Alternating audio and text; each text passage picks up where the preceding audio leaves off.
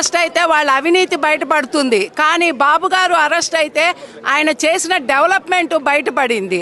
Even నాకు కూడా skill development అనేది విన్నాను, కానీ ఏనాడు కూడా నాకు ఇంత మేలు జరిగింది జనాలకి అని తెలియదు. Arts of sir.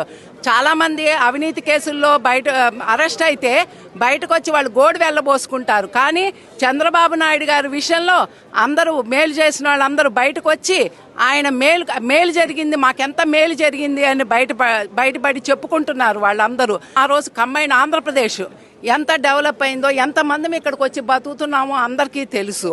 అది చంద్రబాబు నాయుడు గారు అంటే, అది ఆయన నిజాయితీకి నిదర్శనము. మీరు ఎవరెస్ట్ శిఖరం సార్, అంతే, మీరు అంతే. ఇది మేము టొరంటోలో ఉంటాం, కెనడా అన్నమాట.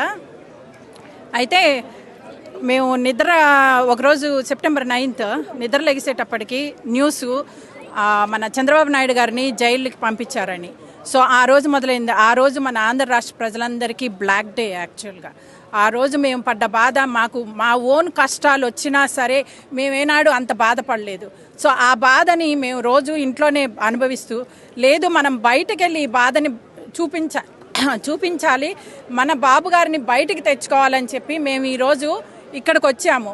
చూసారండి, మన ఆంధ్ర రాష్ట్రంలో మేము చూస్తున్నాము ఎంతమంది పోలీసులు ప్రశాంతంగా ర్యాలీ చేసుకుంటుంటే వాళ్ళని ఎంత ఇబ్బందులు పడుతున్నారు. ఇక్కడ ఆంటారియో గవర్నమెంట్ మాకెంత సపోర్ట్ చేస్తుందో, నగరం నడిబొడ్డులో ఈ ప్లేస్ మాకు పర్మిషన్ ఇచ్చి మీరు చేసుకోండి ప్రొటెస్ట్ అని చెప్పి మాకు ఇచ్చారు. Hats off to Ontario government యాక్చువల్గా.